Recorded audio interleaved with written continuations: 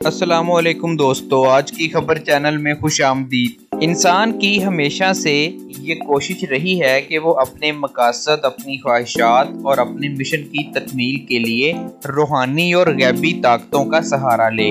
इंसान ने मुख्तलिफ अदवार में मुख्तलिफ चीज़ों से मदद हासिल करने की कोशिश की है।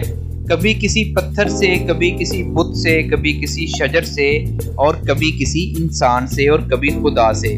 आज की इस वीडियो में हम आपको बताएंगे कि पाकिस्तान की सियासत में वो कौन से ऐसे किरदार हैं, वो कौन सी ऐसी शख्सियात हैं जिन्होंने इक़्तिदार, ताकत के हसूल के लिए मुख्तलिफ पीरों, मुख्तलिफ बाबों और आमलों से रब्ता किया है और करते रहे हैं और उनके कहने पे मुख्तलिफ किस्म की अजीबोगरीब हरकत भी करते रहे हैं।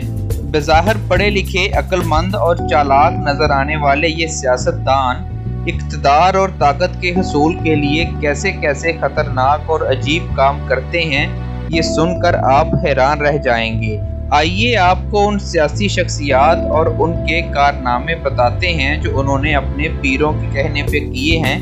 उससे पहले आपसे गुजारिश है कि अगर अभी तक आपने हमारा चैनल सब्सक्राइब नहीं किया हुआ तो इस वीडियो के नीचे दिया गया लाल बटन दबाकर हमारा चैनल सब्सक्राइब कर लें और साथ में घंटी वाला बटन भी दबा दें ताकि हमारी हर नई वीडियो फौरी आपके मोबाइल तक पहुंच जाया करे।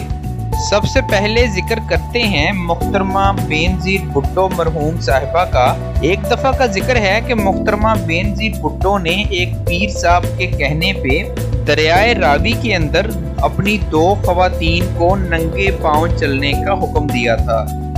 मुख्तरमा बेनज़ीर किसी पीर की मुरीद हुई थी और उस पीर साहिब ने वादा किया था कि अगर मुख्तरमा बेनज़ीर भुट्टो उनका बताया हुआ ये अमल कर लें तो वो पाकिस्तान की वज़ीर आज़म बन जाएंगी। ये बात है 90s की, जब मुख्तरमा मुख्तलिफ किस्म के सियासी मसाइल और सियासी कश्मकश में मुब्तला थी। वो एक पीर के पास गई, उस पीर ने उन्हें एक अमल बताया और उसके बाद मुख्तरमा ने अपनी पार्टी की 2 ख़वातीन को आधी रात को हुक्म दिया कि वो दरियाए रावी में जाएं, दरियाए रावी के एक किनारे से जूता उतारें और पैदल चलकर दरिया को पार कर लें। उन ख़वातीन ने ऐसा ही किया और इस तरह से मुख्तरमा का अमल पूरा हुआ। उसके बाद हम जिक्र करते हैं इमरान खान साहिब का। इमरान खान साहिब के बारे में ये मशहूर है कि वो जहलम के एक पीर के पास जाया करते हैं और उन पीर साहिब ने उनको एक दफ़ा यकीन दिलाया था कि वो सितंबर 2014 में वज़ीर आज़म बन जाएंगे। लेकिन बदकिस्मती से उन पीर साहिब का कहा हुआ काम नहीं हो सका, उनकी बात पूरी नहीं हो सकी और इमरान खान 2014 में वज़ीर आज़म नहीं बन पाए। ज़राए के मुताबिक इमरान खान अभी भी उस पीर साहिब के पास जाते हैं और कहा जाता है कि 2018 के इन इलेक्शन में भी पीर साहिब ने इमरान खान को यही यकीन दिलाया है कि वो इस दफ़ा ज़रूर वज़ीर आज़म बनेंगे। अब देखना यह है कि पीर साहिब की कही हुई बात किस हद तक पूरी होती है।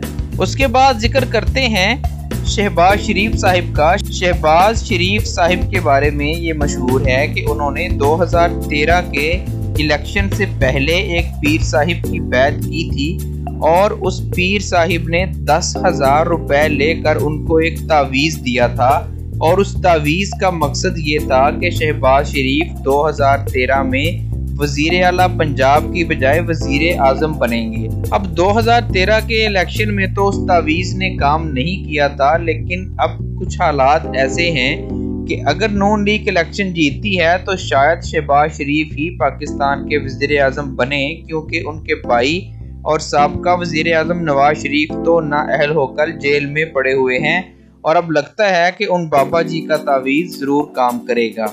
इसके बाद आपको बताते हैं कि हज़ारा के एक मशहूर बाबा जी हैं जिनका नाम बाबा दंका है।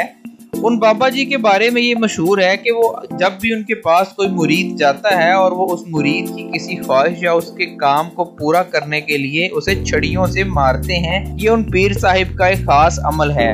मुख्तरमा बेनज़ीर भुट्टो और नवाज शरीफ दोनों के बारे में ये मशहूर है कि वो बाकायदगी से 90 की दहाई में बाबा दंका के पास जाया करते थे और उनसे छड़ियाँ खाया करते थे ताकि वो इक़्तिदार और ताकत के हसूल को यकीनी बना सकें और उसे कायम रख सकें। तो दोस्तों ये थे हमारे मशहूर और मारूफ सियासतदानों के ऐसे तोहम परस्ती के वाक़यात जिनमें आपको पता चला होगा कि कैसे कैसे वो इक़्तिदार और ताकत के हसूल के लिए जायज़ और नाजायज़ हर किस्म का काम और हर किस्म का अमल करने के लिए तैयार हो जाते हैं।